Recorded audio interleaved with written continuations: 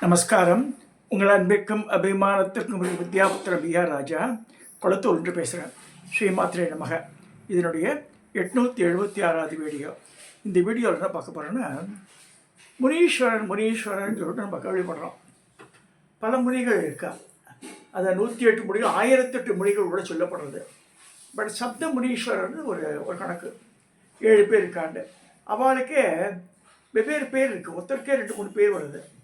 இவன் எதுக்காக தோன்றினா, எப்படி தோன்றினான்லாம் பார்க்க போகிறோம். இன்றைக்கி நிறைய பேருக்கு குலதெய்வம் முனீஸ்வரர் அங்காள பரமேஸ்வரி சேர்ந்தே குலதெய்வமாக வரும். ஆண் தெய்வம் பெண் தெய்வம், ஆண் தெய்வம் முனீஸ்வரர், பெண் தெய்வம் அங்காள பரமேஸ்வரியாக இருக்கும். அந்த மாதிரி ஒரு பழக்கம் உண்டு.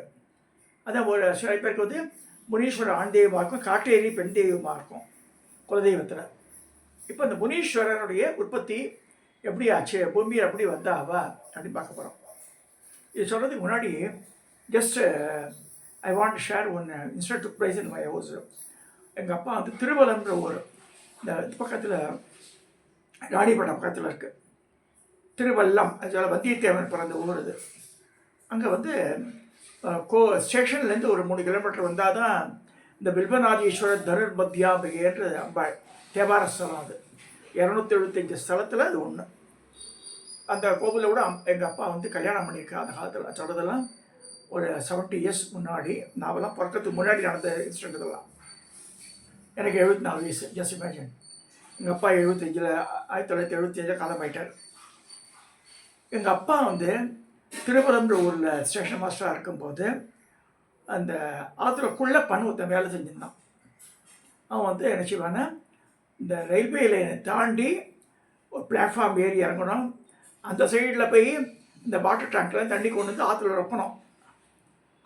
How many times? 10 times he has to go and bring the water. அந்த ஜாப் அவனுக்கு ஏர்லி மார்னிங். அதாவது அவள் தெரியும் ட்ரெயின் வர நேரம்லாம். ஸோ இவர் cross it. So one time what is happened, my father has to go for some other work, வேறு ஊருக்கு ஏதோ போக வேண்டியிருக்கு. வரத்துக்கு 2 நாள் ஆகிடுன்றார். இன்னைக்கு கிளம்பினாலே நாளைக்கு சாயந்தரம் தான் வரணும்னு முடியுற மாதிரி. இப்போ எங்கள் அம்மாட்ட சொல்கிறார், இந்த ஊரில் வந்து முனீஸ்வரன் நான் தினம் பார்க்குறேன்.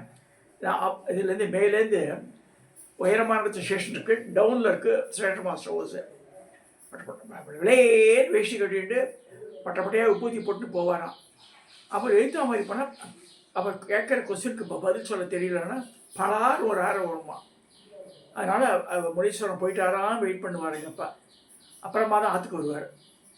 அந்த மாதிரி இருக்கும்போது எங்கள் அம்மாட்ட சொல்கிறார், பி கேர்ஃபுல் மாதிரி, வெளியிலலாம் வர வேண்டாம், கதவெல்லாம் சாத்தி வச்சுக்கணும். எங்கள் அம்மா வந்து இந்த நாதாங்கின்னுவா, ஒரு பெரிய ராடு போட்டுருவா. இந்த இதில் கதவை சாத்திட்டு அதை போட்டுட்டு நாதாங்கியை போட்டுட்டு ஒரு பெரிய மரப்பொட்டி, பாத்திர பொட்டி, ஒரு அண்டா முண்டாலாம் வச்சு கதவை முட்டை கொஞ்சம் விழுவான பசங்கள்லாம் படுத்துட்டுருக்கு. ராத்திரி ஆகிடுறது.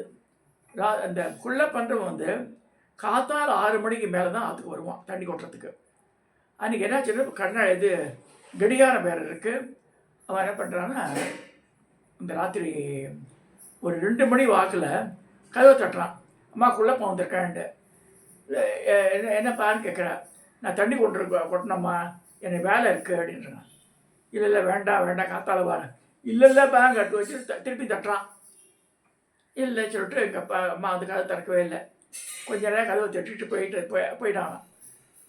அப்புறமா வந்து காத்தால குள்ளப்பன் வந்து ஒரு 7 o'clock தான் வரான். லேட்டாக வரான் அன்றைக்கி. அதுக்கு வந்த உடனே இதையே ராத்திரி வந்து இந்த மாதிரி 2 மணிக்கெல்லாம் கதவை தட்டுறேன்.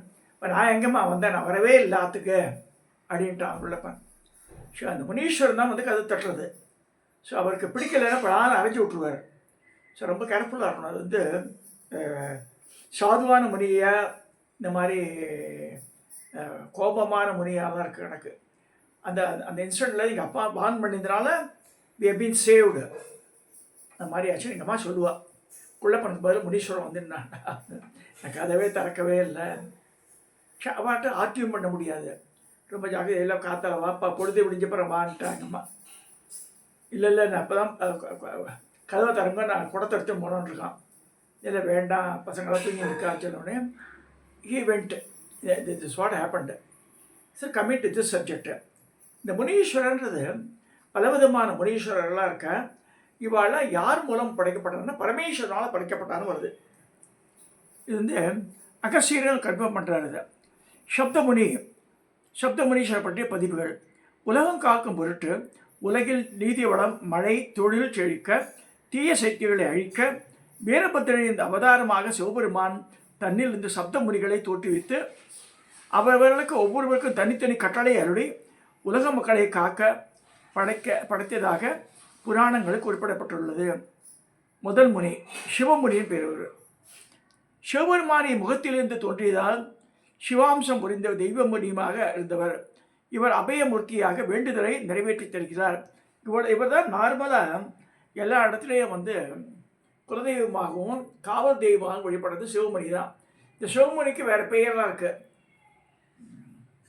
அடுத்து மகாமுனி அளவில்லாத தெய்வ சக்தியை உடையதால் தீவைகளை அழித்து காக்கும் மகா சக்தியாக, தொழில் வளம் பெற்ற சக்தியாக மகாமுனி வழங்குகிறார். வியாபாரம், வாழ்வில் உள்ள தடைகளை விலக்கி நம்பிக்கையோடு வேண்டியவர்களுக்கு வேண்டுதலை நிறைவேற்றி தரும் தங்கமுனி ஆவார். யார்? மகாமுனி பேர் தங்கமுனின்னு வேற ஒன்று பேர் சொல்கிறார். அடுத்து வாழ்முனி வனங்களில் வசிக்கும் காபாலிகள் இனத்தவர் போற்றி வணங்கும் தெய்வமான வாழ்முனி. அடுத்து தவமுனி தேவர்கள், ரிஷிகள், யாத்திரிகர்கள் இவர்கள் வழியில் வரும் தீமைகளை விலக்கி காக்கும் தெய்வமாக விளங்குகிறார் தவமுனி. அடுத்து தர்மமுனி தர்ம செயல்களை காத்து தீய செயல்களை அழித்து காக்கும் தெய்வம் தர்மமுனி ஆவார். அடுத்து ஜடாமுனி வனங்களை காப்பவர், ருத்ராட்ச மாலைகள் அணிந்திருப்பவர், நூல்கள், ஓலைச்சுவடிகளை படைத்து காக்கும் தெய்வம் ஜடாமுனி. அடுத்து நாதமுனி விரிவாக்கத்தோடு நாதமுனி தேட்டர் ஒன்று இருக்கு. தேவகணங்களையும் பூதகணங்களையும் காத்து ரட்சிக்கும் தெய்வம் நாதமுனி. சப்த முனிகள் என்று நமது தமிழகத்தில் பெரும்பாலான இடங்களில் சிவமுனியும் மகாமுனியும் பல பெயர்களில் எல்லை காவல் தெய்வங்களாக, ஊர் தெய்வங்களாக வழிபடப்படுகிறார்கள். இங்கே எதுக்கு போனால் பச்சையம்மன் கோவில் திருமலை வாயிலுக்கு போனால் பார்க்கலாம். இந்த 7 முனிகள் வச்சு உட்காந்துருப்பேன். தில்லானா மோகனாம்பா சினிமாவில் அந்த பத்மினியை கடத்தி போகிறதுக்காக அந்த நாகலிங்கன்ற ஏற்பாடு பண்ணியிருப்பான். அப்போ அந்த கோவில் எடுத்த படம் எல்லாமே இந்த சீன்ஸ் எல்லாம் அங்கே வந்து பச்சையம்மன் கோவில் உள்ள இப்போ நல்லா அழகாக டெவலப் பண்ணி ரொம்ப பியூட்டிஃபுல்லாக பண்ணியிருக்கா பச்சையம்மன் கோவில். அந்த காலத்தில் நம்ம எனக்கு ஒரு 4-5 வயசு இருக்கும்போது எங்கள் அக்காவோட போயிருக்கிறேன். நான் ஒன்றுமே இருக்காது, வெட்ட வழியாக இருக்கும், கோவில் இருக்கும். அந்த வெட்ட வழியில் இந்த சப்தமுனிகள் உட்காந்துட்டுருப்பா. நல்ல பெரிய உருவங்களாக இருக்கும். அதெல்லாம் ஒரு குதிரை யானை இருக்கும், அவ்வளோதான். இங்கே திருமலை வாயிலில் இப்போ ஒவ்வொரு முனீஸ்வரிய படத்தையும் பார்க்குறோம் நம்ம. இப்போ இவர் தான் தர்மமுனி.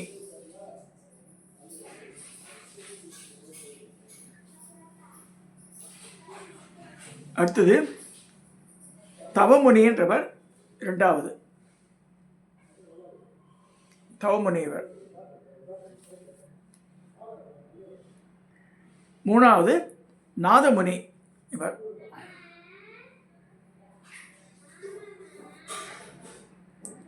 4வது சிவமுனி.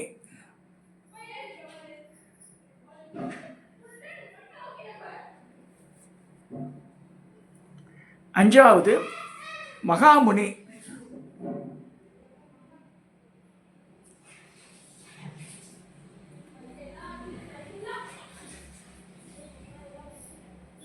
6 நவராத்திரி அப்போது இந்த முனீஸ்வரெலாம் கூட அவைலபிளாக இருக்குது.